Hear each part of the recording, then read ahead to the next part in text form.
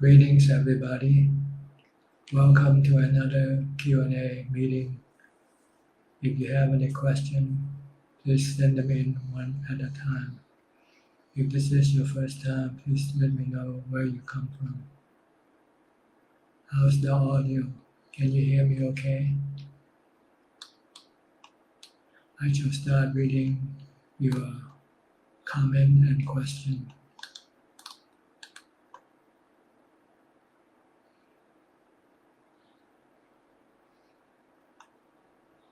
Ali Hassan, good day, Ajahn and all. Let's listen to the teaching. Sadhu, sadhu. Check link 10. Greeting, Ajahn. Audio and video are clear. Thank you. Kenneth, good morning, Ajahn. You are clear. Thank you. Rekha, Kushwaha, Sadhu. Patty from Suwon, Namaskar with my respect, Ajahn. Sound and video are clear. Ali Hassan, sound and picture clear. Thank you.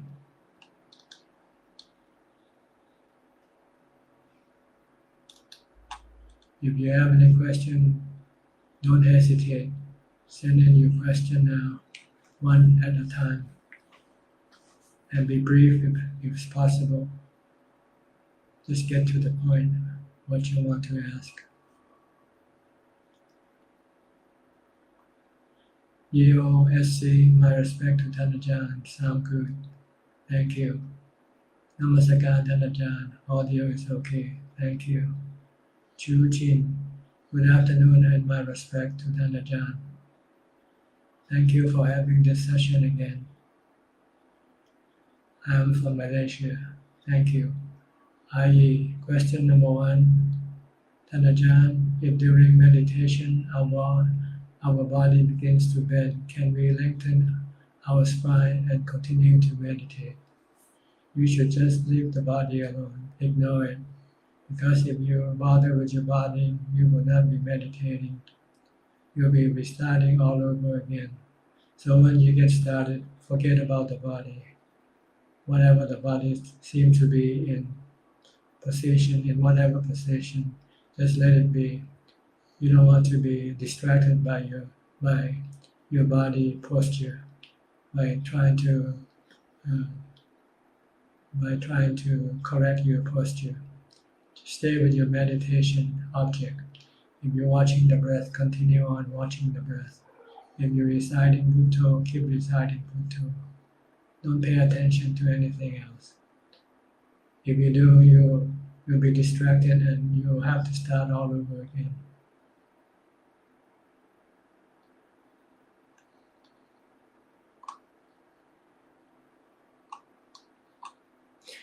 Question number 2. Can a person who is born as a Deva do merit for his family while he is still a human?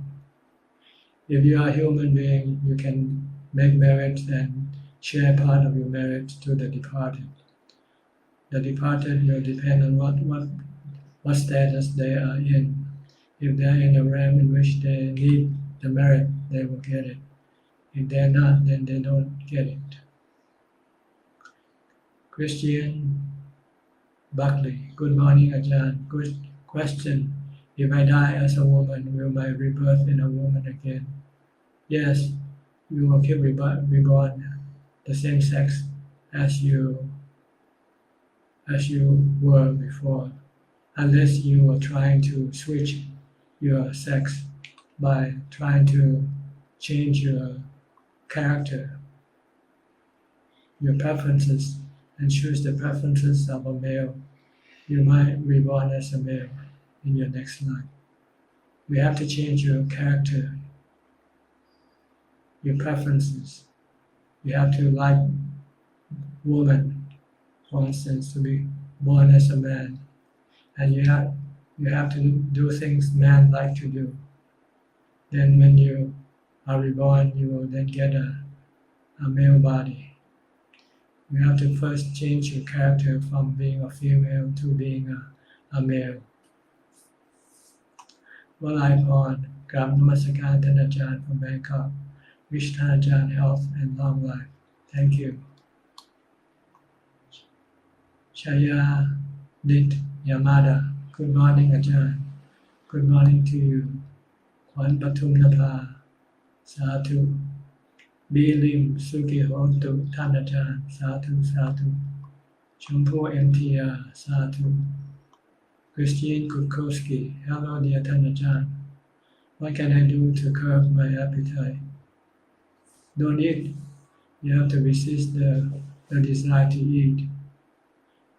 You can do it by either observing the 8 precepts, for instance, which prohibit you from eating after midday. Another way is to contemplate on the foul nature of food. Think of the food not on the plate, but think of the food when it is in your mouth, mixed with your saliva, and being chewed. If you should spit it back out, will you be able to eat it again? So you have to look at the unpleasant aspect of food, unpleasant looking, when it enters your body. And should you somehow vomit the food, then you probably won't want to eat that food anymore. So you have to contemplate, reflect on the foul aspect or unpleasant aspect of the food you eat. Don't think of the food in the plate because it's too attractive to resist. But think of the food you vomit, then you will not want to eat. This is the one way to curb your appetite. Pasana Chunasevi. Good morning, Venerable Ajahn. The audio and video are good. I'm still focusing on mindfulness, meditation, and wisdom. Thank you very much for all of your advice. You're welcome. Adeline Chin. Good afternoon, Tanajan. Ayi. Thank you, Tanajan. You're welcome. Kenneth Tan Kibok. Reading Ajahn, may you be well and happy. Thank you. Sawante. Sadhu, sadhu. Indilam. Sadhu. Eli Hassan. Ajahn, is jhana condition like getting absorbed to another layer through something like a black hole? It's hard to describe really. It could be misleading to describe. So it's better to experience it yourself. But it's out of this world experience. It's a kind of peace and happiness that you have never experienced before in your life. Once you have experienced this, you would want nothing else. You would rather have jhana than anything else. Even money. Money cannot buy this feeling of peace and bliss. But it's something hard to describe verbally. It could be misleading. So what you need to do is just develop mindfulness. Once you have strong mindfulness and you can stay focused on your meditation object, such as your breath, then you will enter into jhana very soon. So let's not wasting time thinking about it. It's better to work at it to get to where we want to go. That is developing mindfulness, constant mindfulness all the time, from the time you get up to the time you go to sleep. Cheryl Teo, good afternoon, Ajahn. May you be well and happy. You're welcome. Thank you. Chi Chin Chuan. Dear Ajahn, I was just discharged from hospital. I had dengue fever. How do monks deal with such horrible pain to body and mind? Usually, if they happen to be in the forest where there is no medical care, they rely on their meditation. They keep the mind calm, separated from the body. So the condition of the body does not hurt the mind at all. And let the body fix itself. If it cannot fix itself, if it cannot repair itself, then it's time for it to die.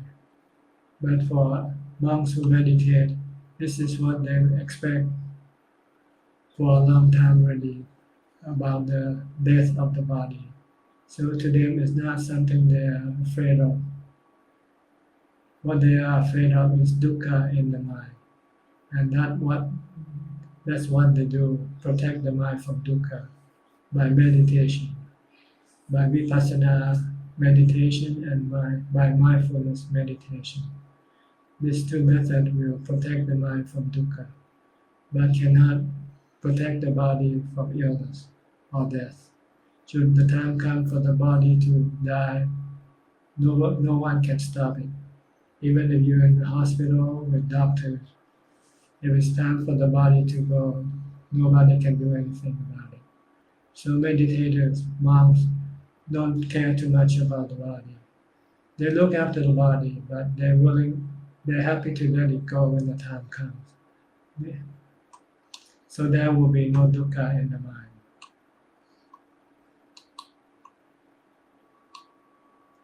And how can we show compassion to this dangerous mosquito? Just leave them alone. Protect yourself from mosquitoes. Stay in a room where you have mosquito netting. And when you come out, try to move. Don't sit or being still. But if you should be bitten, just let it bite. It's only a scratch, really. Joanne Lim Chu In. Good afternoon, Ajahn. Good afternoon to you. Christine Koe. Pay respect to Tan Ajahn. Thank you. Pramsa. Good afternoon, Ajahn. Thank you.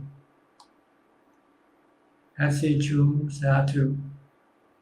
Earth Tone Core. Pante Namo Buddhaya. Satu. Chonburi Lo Satu.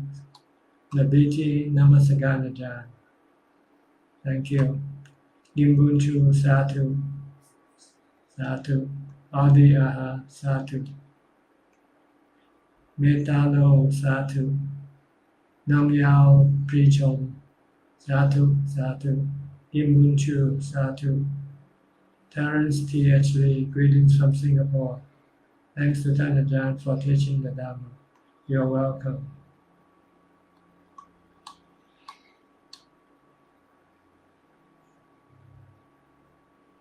The visual today seems to be a bit blurred. I'm not sure whether it's my camera or not.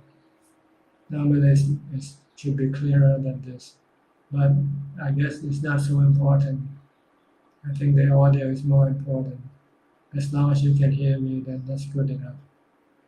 As far as the visual, maybe it's not as clear as it should be. I'm not sure what's wrong with the camera. I try to let it focus, but it seems to stretch my hand out toward the camera to see if we can focus better.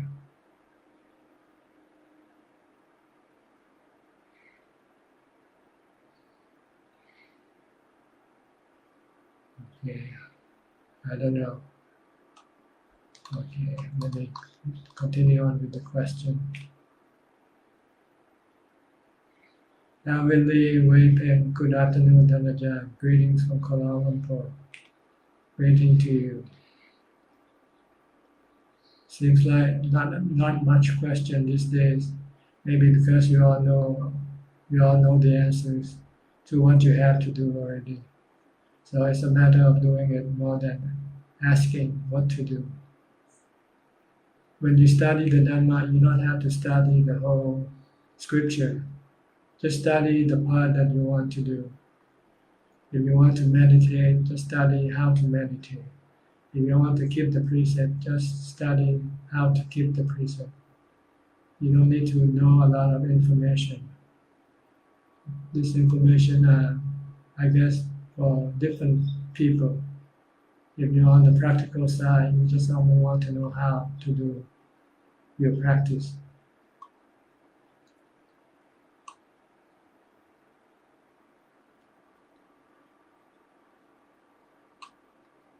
Adeline Chin, we can hear you loud and clear and see you too. Thank you. Check link 10. The video is clear from here, Tan Ajahn. Thank you. EOSC, visual and sound are both clear, Tan Ajahn. just softer than normal. Thank you. Petty Pramswal, may Ajahn kindly advise how to get rid of the fear of death. By thinking about death all the time, according to the Buddha, we should constantly thinking that the body is subjected to death, and no, it cannot be protected from death. Death is a natural thing, and the body is not you. The body is anatta. It's a natural phenomenon composed of the four elements: the earth, water, fire, and wind. You cannot stop the body from dying, but you are not dying with the body. You are the mind. You are the one who contemplate, who study the nature of the body, who possess this body to the time when it can no longer be possessed. That's when the body dies. So you keep constantly reminding yourself of this truth. You can get rid of the fear of death, because the fear of death doesn't do you any good. It will only harm your mind, causing suffering, causing dukkha in the mind. And you don't want dukkha. If you don't want dukkha, you have to accept death of the body, which is not you anyway. The body is like a puppet. You are the master puppeteer. You use the body to serve you as a servant. But one day this servant will have to die. So you get a new body if you still want to be reborn again.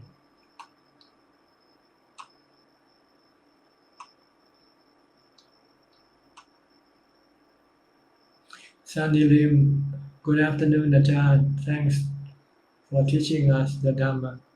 Sadhu, you are welcome.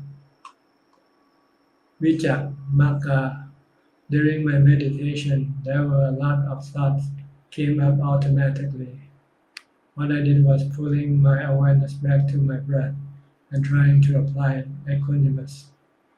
What else could I do to reduce the popping up of the thought between my meditation? By training yourself in mindfulness all the time before you even meditate.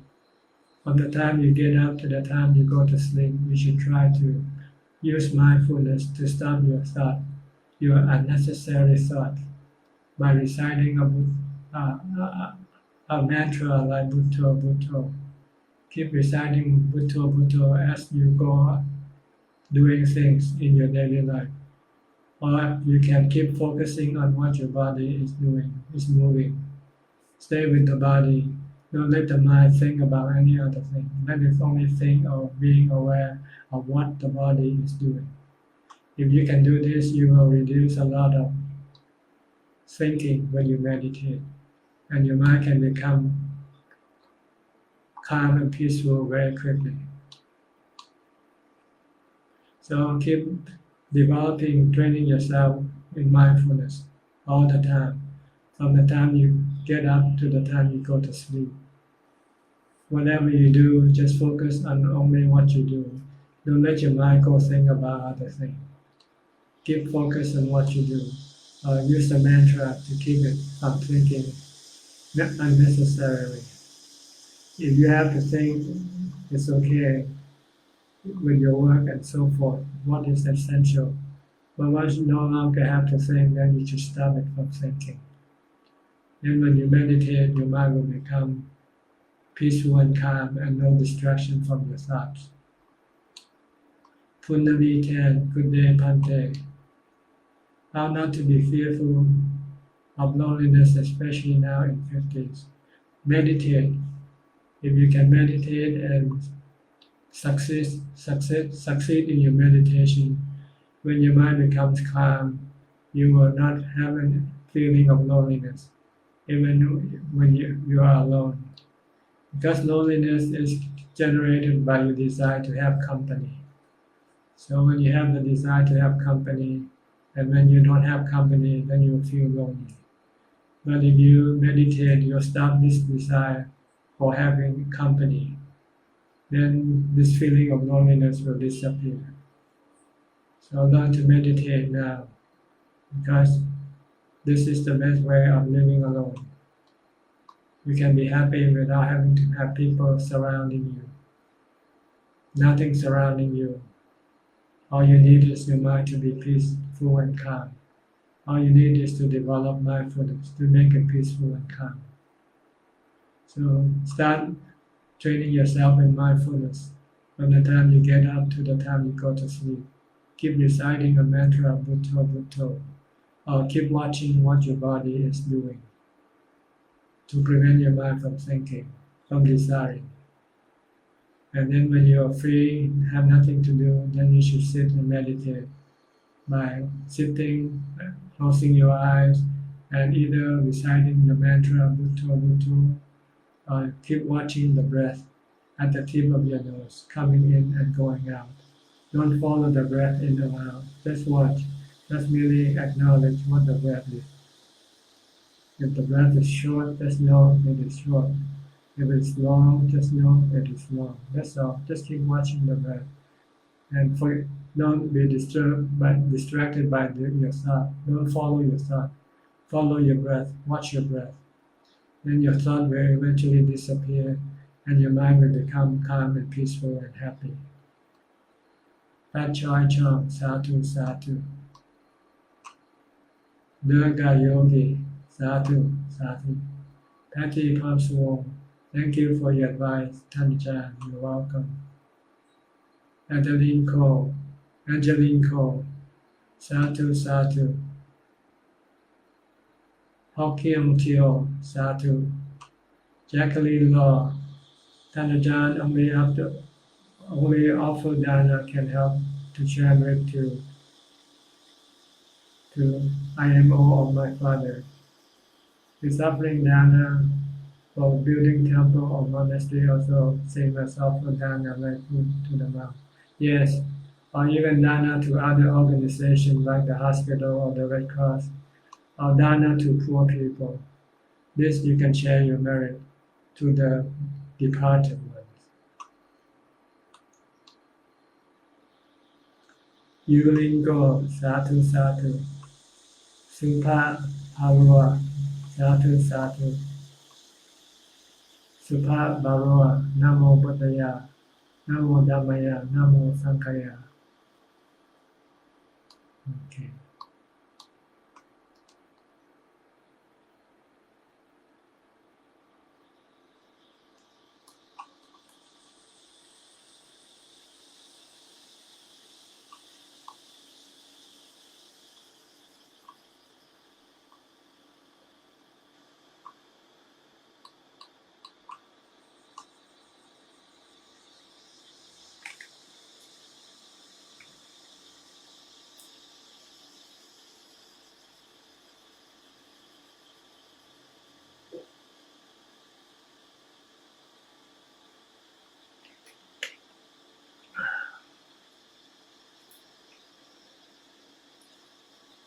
Jacqueline Law, thank you, Sadhu, Sadhu, you're welcome.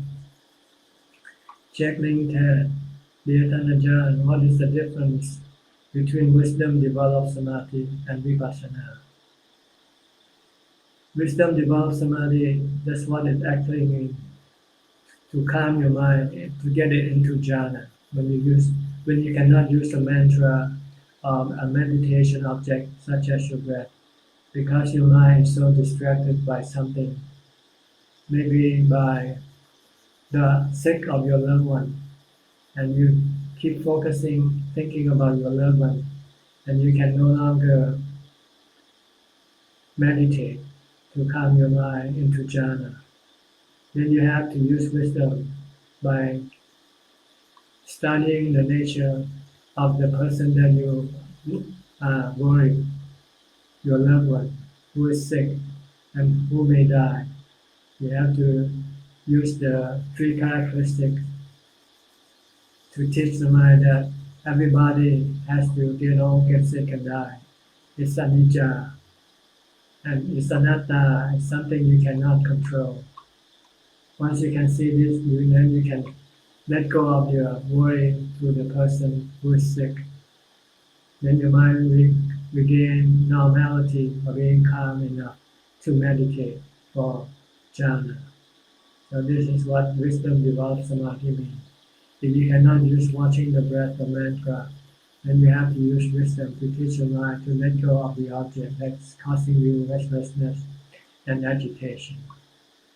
While vipassana is more dealing with the 10 fetters.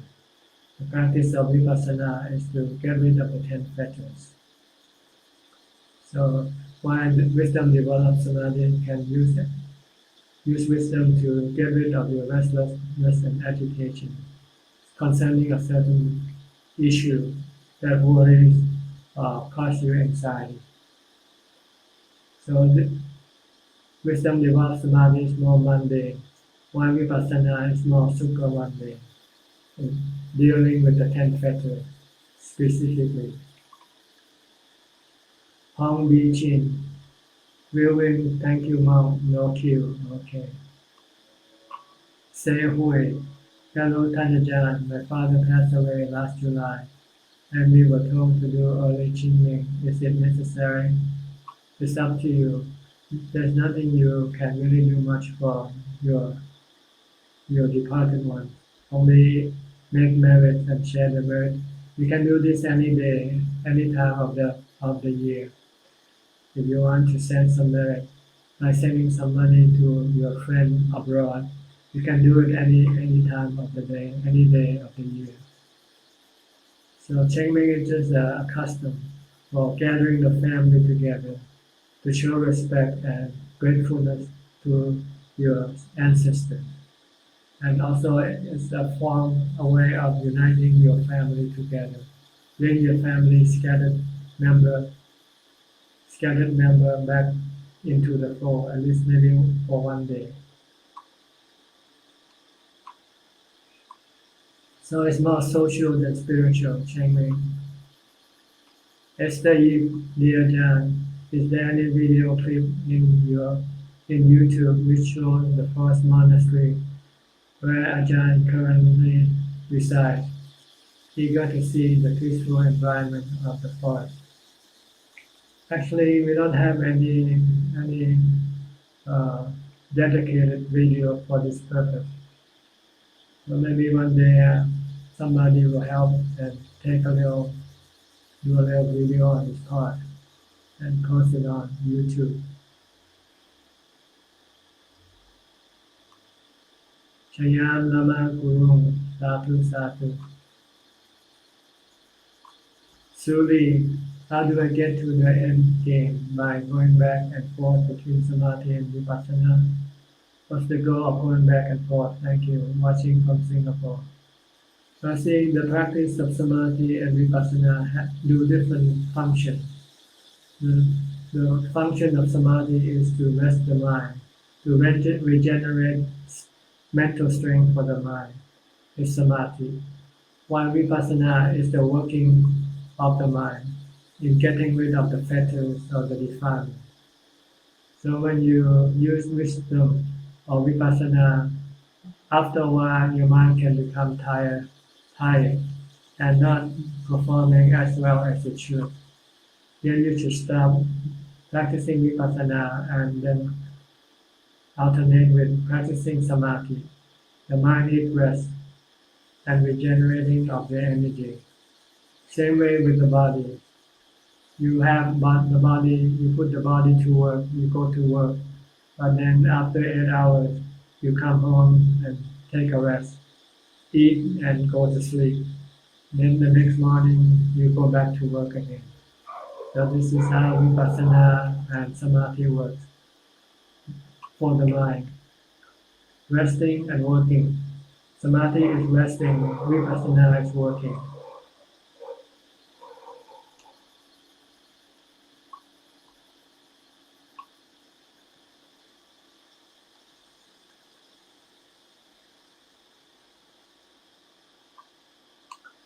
JVU, Sadhu Sadhu. Aranut, good afternoon, Ajahn. Greetings from San Jose. Greetings to you. Tulu Pan, Namaste, Ajahn. What is limitation of not living, of not lying, for example? We will very good even though we are not good to encourage. We will not tell the truth to elders if it hurts them, even though if it's not bad thing. So please give me some idea. Well, telling lies is not good. So if you cannot tell the truth, then just keep quiet. Talk about something else. But it's better not to lie because you are losing your credit, your your integrity. Because people will not believe you anymore if they know that you've been telling lies to them. So if you cannot tell the truth, then just keep quiet. Check LinkedIn. Much gratitude to you, dear Ajahn, for such profound Dhamma teaching and explanation. Sadhu, sadhu. C.G. Lim, good afternoon, Ajahn. Thank you very much for the Dhamma teaching. Wish Ajahn good health, peace, and comfort always. By the goodness of this Dhamma session, can I share merit with all the departed relatives, especially it's going to be the Chengmeng prayer ceremony soon. I'm not sure whether you can share this type of merit or not because it's not mentioned in the scripture. The only type of merit mentioned in scripture is dana. So to be saved, you want to share merit with the departed relative, then you should offer some dana to the temple, to monks, to the hospital, to school, to the sick and needy. These are all considered to be dana, in which you can share the merit with. Vijakmaka, in which way again with appropriate manners, good behavior, and strong intention in monk-food and vipassana meditation could be ordained in Kammatthana village. Is it possible, Ajahn? Thank you. This depends on the preceptor, the upachaya, the one who will give you the ordination.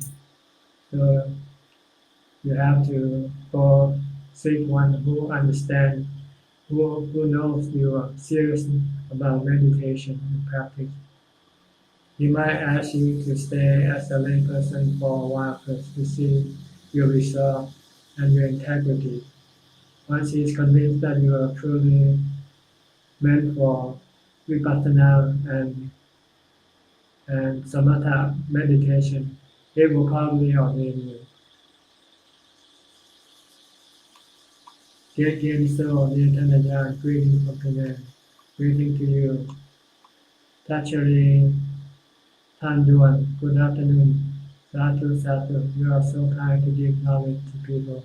You will respect always. You're welcome. Dear Hugh, dear Pante, as a Buddhist, what would be a good burial for someone who passed away? There's no good burial or bad burial. Burial is burial. You know. It's just a deposing of the body, getting rid of the body. That's all. So you can get rid of the body any way you like. There's no good or bad in doing this. Kenahan, there's some link, Facebook link, I think about meditation. So if somebody wants to check this Facebook link out to see what it's like. Kenahan video of the monastery on the mountain with Kun Boy. Yes, thank you, Kenneth. I was thinking about it, but I don't have the link. You're very kind to search and then post on this. I hope the person who wants to watch the video can take a look at it. It might not be a great video because it's just like an amateur type of video, and it's in time. Not much speaking really, just showing of the surroundings. Jenny Ong, sadhu, sadhu. Mei Mei, sadhu, sadhu. Okay.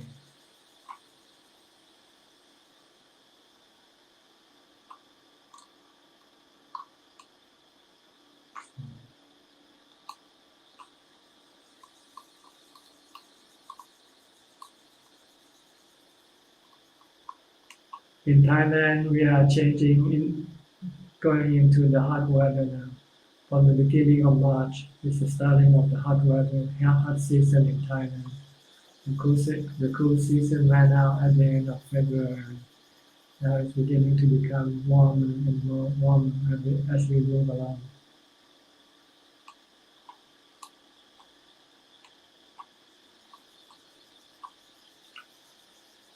Vijay Maka, thank you, Ajahn. As the Yip Sadhu, we can appreciate it. Punamitan, Bante, do Buddhism accept astrology? No, Buddhism only accepts karma, the law of karma. The law of karma is the true astrology. If you want to know what your future is, look at your karma now. If you do a lot of good karma, your future will be a good future. If you're doing a lot of bad karma, your future will be bad future for you. Because everything depends on what you do today. What you do today will produce the result right away and in the future. So keep doing good. That's why the Buddha taught to avoiding doing bad karma, avoid doing all bad karma, and do only good karma. Then your future will be bright and clear, peaceful and happy.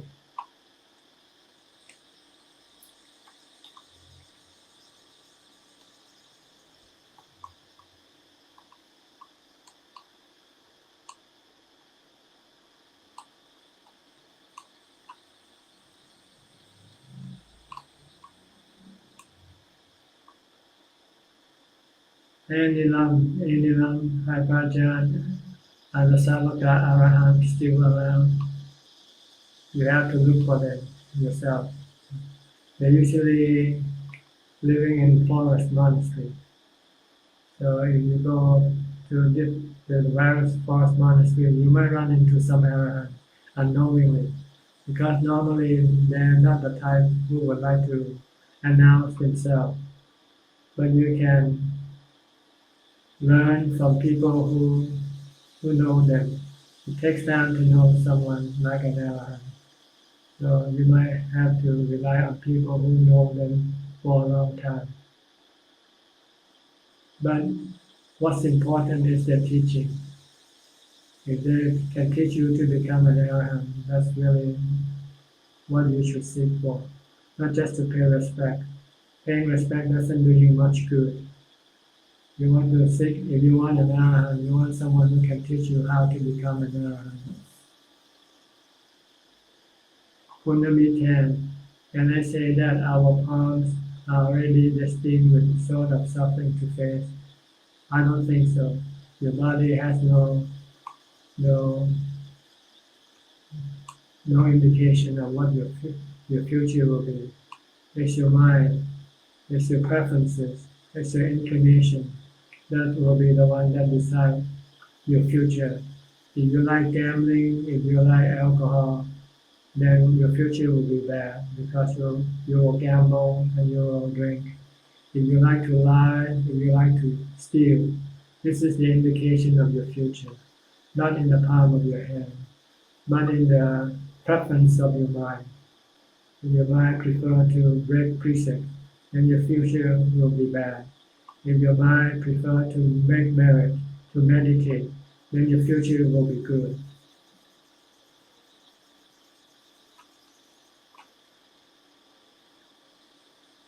Checkmate 10. Dear Ajahn, doing good karma requires a lot of mindfulness, as we often do bad karma due to losing mindfulness. Is that right, Ajahn? Yes, because we have been used to doing bad karma until it becomes automatic. While doing good karma, it requires a lot of attention, a lot of focus, because we're not used to doing lots of good karma. But for some people, I will not say many, doing good karma is natural for them. That's because they used to do a lot of good karma before. So for them, they don't require much mindfulness to do it. If you find that you need a lot of mindfulness, then it means you haven't done much good karma before. And you have done much bad karma before. So it depends on your past karma, how much good or bad karma have you done. It becomes a habit for you. If you used to do bad karma, then it becomes habit for you to do. It's easy for you to do bad karma and hard to do good karma. If you used to do good karma, then it's hard for you to do bad karma. It will be easy for you to do good karma. Krishna Andy, Namaste Ajahn.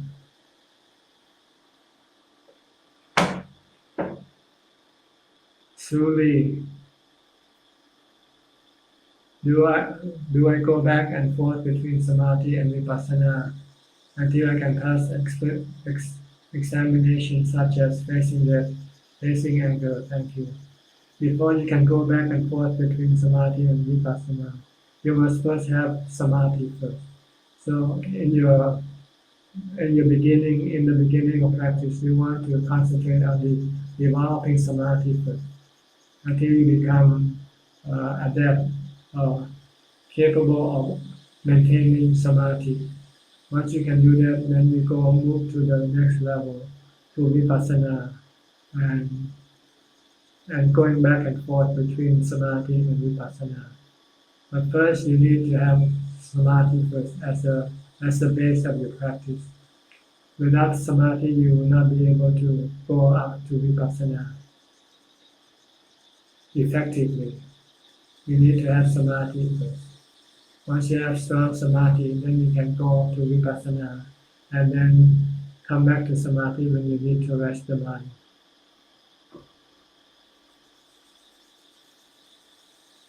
Then you will be able to overcome death or anger easily. Without samadhi, you will not be able to, even though you know death is something natural, or that anger is something you should have, but you will not be able to stop them because you don't have samadhi. But once you have samadhi, then vipassana teaches you what is wrong, what you should stop, and you can stop it easily. Anyone too, sadhu, sadhu. Krishna Andy, can please explain about anatta? Anatta means natural phenomena, like the sun, the moon, the rain, the weather, the wind. Everything in this world that we live in are all natural phenomena, including human body and animal body. Human body and animal body are made up of the same elements, like the trees and the plants. So everything is a natural phenomenon. There is no self in all of this. The process of Paticcasamuppada is the diagram of the working of the mind, controlled by the defilement of avijja. When avijja directs the mind, it will direct the mind to go toward sensual objects, so that it can then experience feelings from this contact with the sensual object, and then create craving for this sensual object, and attachment for this sensual object, and clinging to the sensual object, and forcing it to return to rebirth when the body dies. So this is the diagram of mentioned in the Paticcasamuppada. It's a flow chart, like in the computer program. We have a flow chart of how things go along, how things work. This is how things work when your mind is controlled by kilesa, defilements such as avijja, ignorance. Punnamitan, thank you, Pante, for your detailed explanation. May you be well and stay safe. Thank you. Kate Sarah, Sadhu, Sadhu. Lily Pui, Sadhu. Sally Tan, Sadhu. Korean Dong. Good afternoon, Ajahn. Can you please comment on there's no right and wrong in Buddhism? This is about our reaction to things, not our doing right and wrong. Well, right and wrong it only applies in the what you call mundane level. When you go to the super mundane level, there's no right and wrong. That's why we have the Noble Eightfold Path: right view, right thought, right action, right speech, right livelihood, right exertion, right samadhi, right mindfulness. And this we still have right and wrong in Buddhism. The right way means the way that will lead us to liberation from dukkha. The wrong way is the way that will lead us to suffering, to rebirth.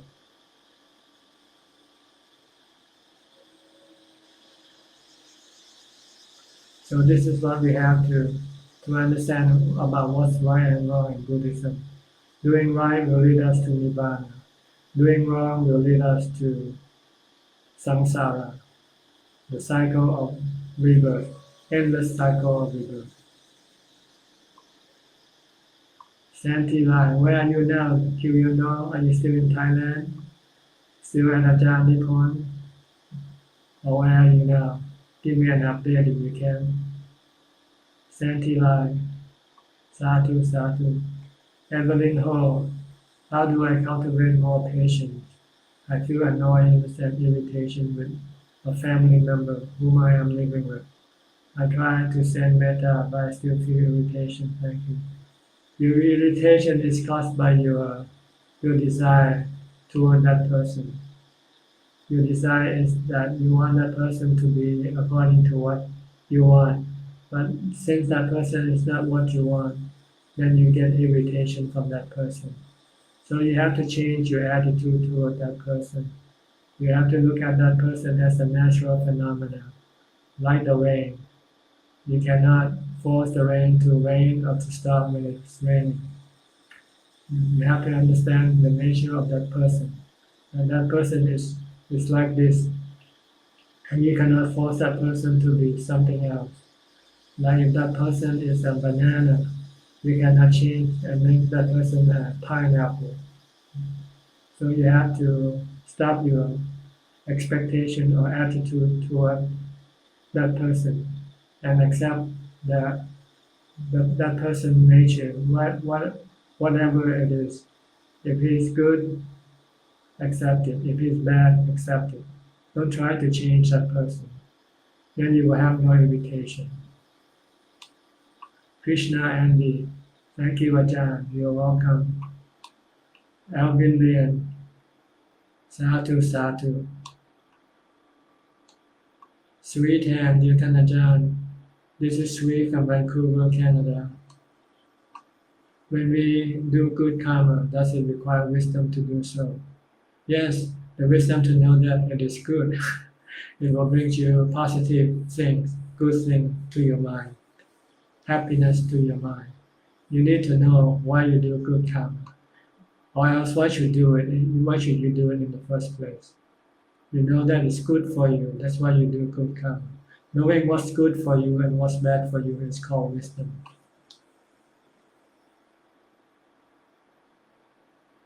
Doing good karma is doing dana, for instance, meditation, keeping the precepts. These are all good karma to do.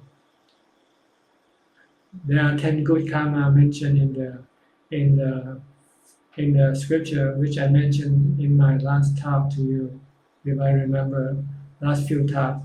The 10 ways of making yourself happy. These are all good karma.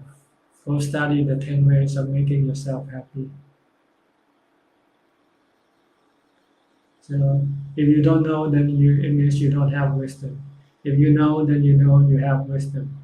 So if you don't have wisdom, you can study and get wisdom this way, by studying the 10 ways of making yourself happy.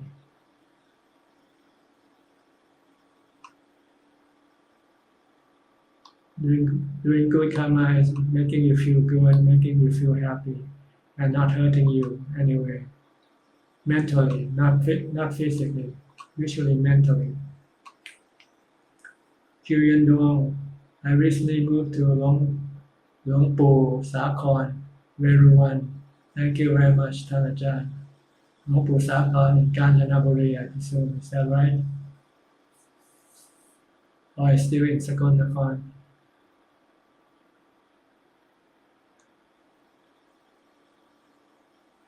Congrats NPU. Tanajan, how can we find the mind? By mindfulness. You have to start developing mindfulness using Bhutto Bhutto. Recite Bhutto Bhutto or concentrate on what your body is doing at every movement of your body. Then meditate, sit down and close your eyes and meditate. Focus on your mantra or on your breath. When the mind becomes still, then you'll find your mind. It's right behind your thoughts, but you cannot see the mind because your thought keep blocking your mind.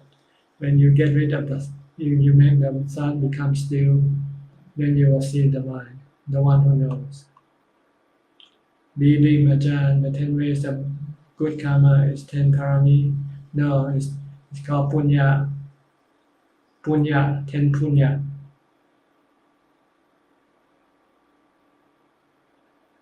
Such as I can repeat to you here the 10 punya to do.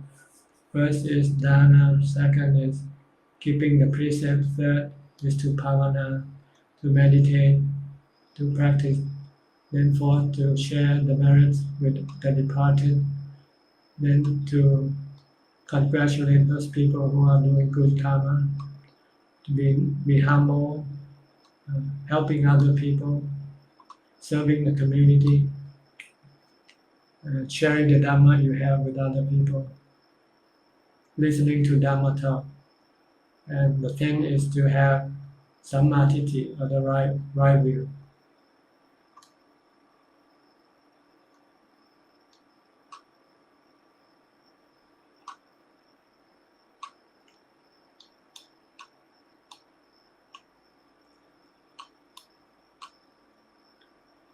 Sweet and thank you, Ajahn, for your teaching. You're welcome. Kyuyan Dong, Luang Pu Sakhar in Kanchanaburi. Yes, I heard of him before. Good. I hope you find peace and happiness in your practice. Comnet, come on. Sadhu. Beaming, sadhu, sadhu. Ajahn. Congrats, NPU, sadhu, sadhu. Soran Jankovic. In the MN 75, the Buddha said that those who are not freed from the passion for sensuality perceive phassa as pleasant, while in reality the touch of sensuality is painful and burning. But like the man who has leprosy put his painful limbs into the fire, perceive that fire as pleasant and comforting, the same way a man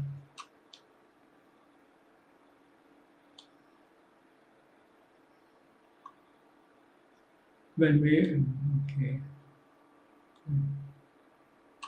same way a man who is not freed from passion for sensuality indulges in sensual pleasure. When we meditate, we also expect to gain a certain pleasure and relief, and we do it because we want to escape unpleasant feelings. The pleasure may be more refined and subtle than other kind of worldly pleasures.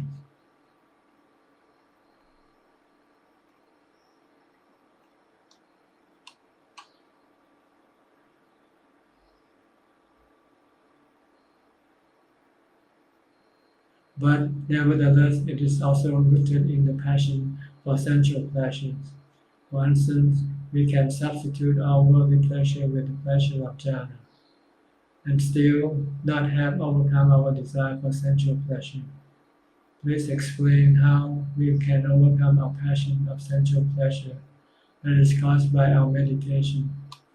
See, meditation using mindfulness alone is not enough. It can only suppress your sensual desire. To get rid of your sensual desire permanently, you need the practice of vipassana. You have to see the three characteristic nature of all sensual objects.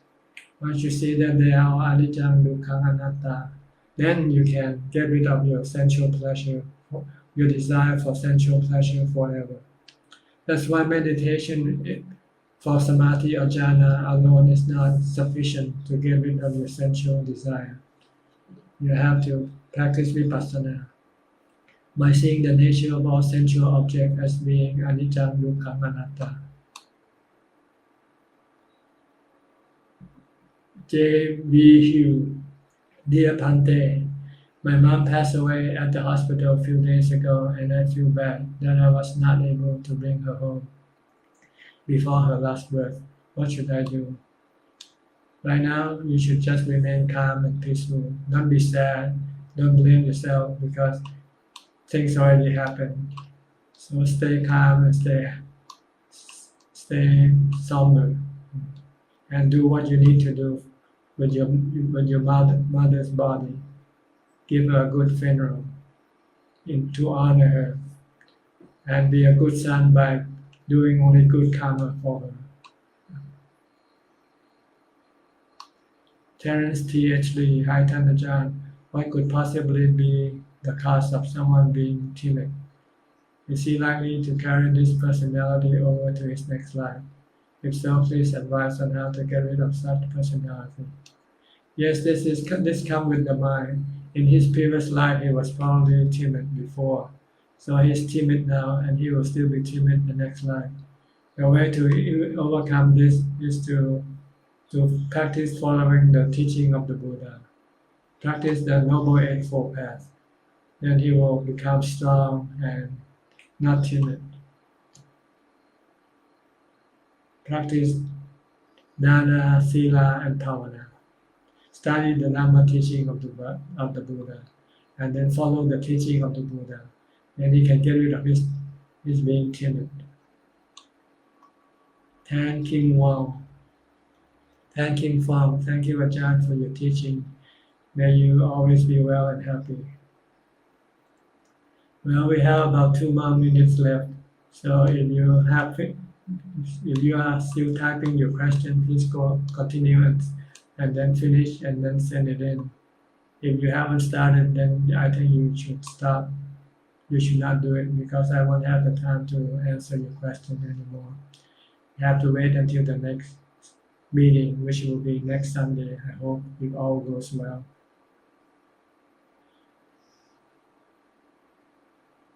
Eddie Gan, Satu Satu.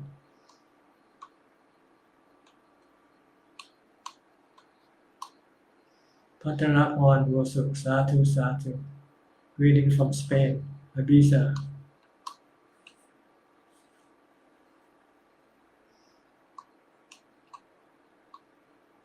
It's amazing how we live physically far apart and we can still be meeting in the same place.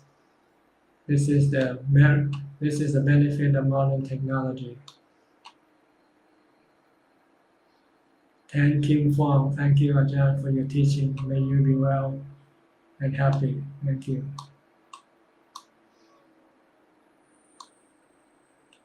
Kim Echua Satu, Supa Barua, dear Ajahn, your teaching are like machine, medicine and healing. Thank you for sharing the Dhamma teaching. You're welcome.